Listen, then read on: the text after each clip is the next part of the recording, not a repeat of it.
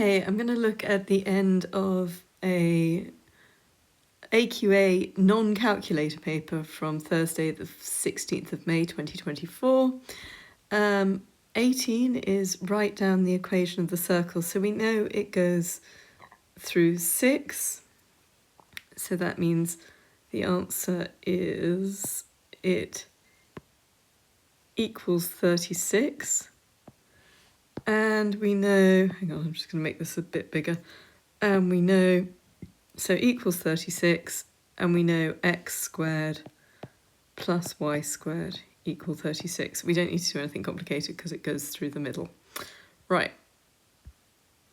Done. Oh, here we go. So, work out the values of A, B, and C. So all we need to do for this, and you don't do this in many of the, what are they called? We don't do this in many of the GCSEs, is we just have to compare the coefficients of various things, and that will tell us the answer. Hang on. Sorry. So we compare the coefficients. On this side, k equals 5. So if k equals 5, that means we know that it's 5x cubed on this side, plus, and it's 2 minus k x squared. So 2 minus k has to equal a, and k equals 5. So 2 minus 5 equals 3, so therefore 3 equals a. So a equals 3, or even minus 3. There we go. So a equals minus 3x squared. Right, that's bit. And then plus a squared minus 1. So minus 3 squared minus 1. So that would be 9 minus 1 equals whatever's in front of it equals b. So b equals 8. So we've got that. So now we have 8x, and then plus 8 over 2, which equals, so 8 over 2, it's not very good 8, is it? Equals 4, so c equals 4. Right, on to the next one. And let's have a little look at what we have here. So here we have prove algebraically that 1.018 recurring equals 56 over 55. So it's a bit bigger than 1. So that's 1.018181818. So I want to make it so the 1/8s line up so that we can get rid of them.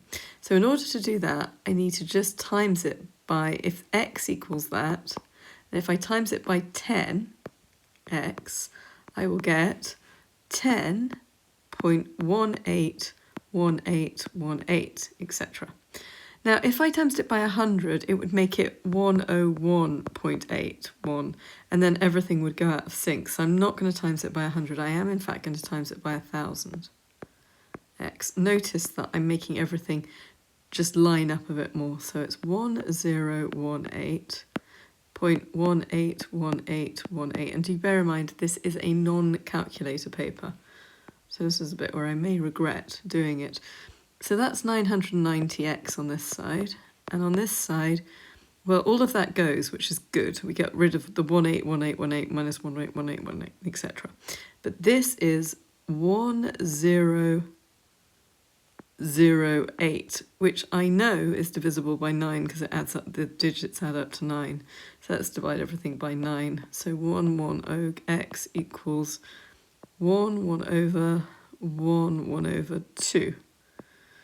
Ah, okay, that's divisible by 2, so that's 55x equals 56x, and then 50x, divide both sides by 55, x equals 56 over 55, which is the right-hand side. Therefore, we've won! We've solved it. Okay, next one. A lovely circle theorem. So ABC are points on the circle with the centre O, and AP and BP are tangents to the circle. Okay, work out the angle of x. So the way to do this is to draw a little line into the middle. Okay, so we'll draw a little line into the middle there. We'll draw a little line from B to O. Now we have a kite.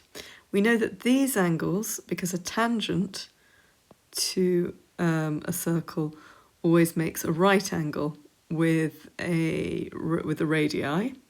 So that means we know that this is going to be 360 minus 180, well, minus 24, which is 180 minus 24, which is 8, 7, 10, so that's 56. Is that right? 156. So we know that this is 156. We also know that if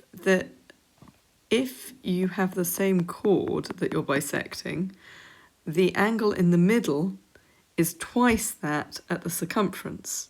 So this means that x, based on same chord being subtended,